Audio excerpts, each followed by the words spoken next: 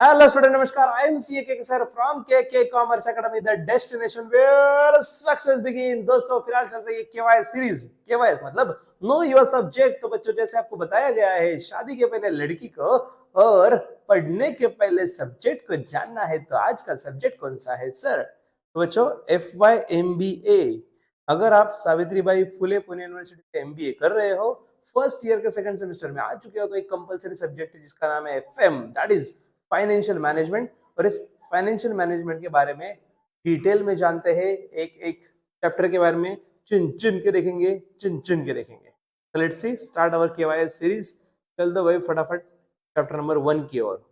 तो students first chapter जो it is introduction. अभी ये सब्जेक्ट ही नया है ना, इसके पहले ऐसे बहुत सारे स्टूडेंट्स हो गए जो नॉन कॉमर्स बैकग्राउंड वाले स्टूडेंट जिन्होंने अभी मैनेजमेंट में दैट इज MBA में एंट्री किया है। क्योंकि बच्चों MBA मतलब कॉमर्स या मैनेजमेंट, हमारे दिल बड़े होते हैं। दिल बड़े मतलब भाई तुम साइंस से भी आ जाओ, कोई टेंशन नहीं, हमारे पास आपको एंट्री हमेशा मिलेगी।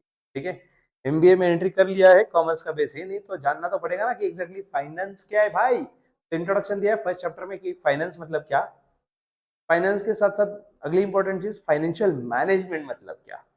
और बच्चों देखो, हम बिजनेस कर रहे हैं, जो भी फाइनेंस वगैरह मैनेज करना है, इसका इंटेंशन क्या है? दो चीजें होती है, एक तो प्रॉफिट मैक्सिमाइजेशन, नहीं तो वेल्थ मैक्सिमाइजेशन।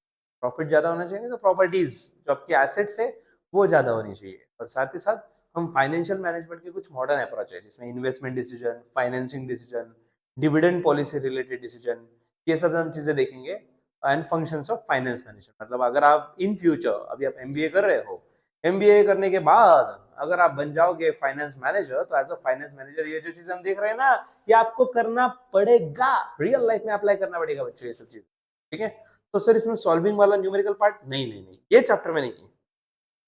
स्पेसिफिकली इस चैप्टर में सॉल्विंग वाला पार्ट नहीं है। ठीक है, लेट्स सी सेकंड चैप्टर की ओर बढ़ते हैं। तो बच्चों सेकंड चैप्टर जो है it is technique of financial statement analysis. So financial statement, finance का जो स्टेटमेंट है, फाइनेंशियल स्टेटमेंट उसका एनालिसिस करना। सर हमने फाइनेंशियल स्टेटमेंट पढ़ा हुआ है जिसमें profit and loss, balance sheet वगैरह आता था, राइट? बच्चों हम इसके पहले प्रिपरेशन सीख रहे थे, अब हम उसका एनालिसिस करेंगे, मतलब हमें समझना है, उसको पोस्टमार्टम करना है सीधी भाषा में। तो बच्चों हम देखेंगे फाइनेंशियल स्टेटमेंट एनालिसिस क्यों करना है। इसमें बहुत सारे टेक्निक्स है फाइनेंशियल स्टेटमेंट एनालिसिस के, जैसे कि common size statement, comparative statement, trend analysis, ratio analysis, ये कुछ उसके ऑब्जेक्टिव्स, ये टेक्निक्स है उसके। ये टेक्निक्स का यूज करके एनालिसिस किया जाता है फाइनेंशियल स्टेटमेंट का। तो क्या इस पे सॉल्विंग वाला क्वेश्चन आएगा? 100% मेरे भाई इस पे सॉल्विंग वाला क्वेश्चन आएगा ही आएगा। ठीक है, मैं एंड में आपको न्यूमेरिकल क्वेश्चन के बारे में फिर से एक बार बता दूंगा। Next third chapter working capital management. बच्चों हमने सबने सुना है कि बिजनेस अगर स्टार्ट करना है तो अपने पास पैसा होना चाहिए, मनी भाई दैट इज कैपिटल। लेकिन बच्चों स्टार्टिंग में आप जब बिजनेस स्टार्ट कर रहे हो, सपोज मैंने मशीनरी लाया, सेटअप लाया, कंप्यूटर लाया, सब चीजें इसमें इन्वेस्ट कर दिया, ये हो गया फिक्स कैपिटल जो लॉन्ग टाइम के लिए ब्लॉक हो जाता है। लेकिन बिजनेस रन करने के लिए जो कैपिटल लगता है continuously, that is working capital. Okay, मराठीत त्याला म्हणतात खेळतं भांडवल। तो भाई ये बिजनेस में कंटिन्यूअसली लगता रहेगा, ये वर्किंग कैपिटल है। तो वर्किंग कैपिटल से रिलेटेड हम देखेंगे कि how to calculate the working capital. बच्चों ये बहुत जरूरी है बिजनेस में, क्योंकि अगर ऐसा हो जाए, सपोज आपका बिजनेस चल रहा है लेकिन शॉर्टेज ऑफ फंड्स है, आपके पास स्टॉक नहीं, कस्टमर आके खड़ा है, आप बोल रहे हो स्टॉक ही नहीं है, बहुत गलत बात है। इतना गोडाउन भर रखा है, कस्टमर ही नहीं है, बहुत गलत बात है। भाई आपको एग्जैक्टली कैपिटल मैनेजमेंट करता आना चाहिए। सो वर्किंग कैपिटल मैनेजमेंट कितना होना चाहिए, इसका कैलकुलेशन, इसके ऑपरेटिंग साइकिल, ये सब चीजें हम इसमें देखेंगे। Total cost method, cash cost method, ये हम देखेंगे। नेक्स्ट तो फोर्थ चैप्टर है बच्चों, it is capital structure. Capital, capital मतलब अभी अभी हमने देखा कि बिजनेस में जो पैसा हम इन्वेस्ट करते हैं, लेकिन बच्चों कैपिटल की डेफिनेशन उतने तक ही सीमित नहीं है। कैपिटल मतलब जो भी पैसा बिजनेस में इन्वेस्ट किया जा रहा है, फिर वो खुद का हो, ओन्ड हो, कभी कभी ऐसा भी होता है ना कि बिजनेस में हमें बोरोइंग्स वगैरह भी करना पड़ता है, राइट?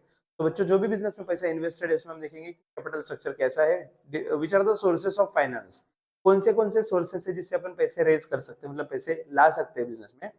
फिर हम देखेंगे concept and measurement of cost of capital, cost of capital का मेजरमेंट देखेंगे। Then trading on equity, concept of leverage, ये सब चीजें रहेगी।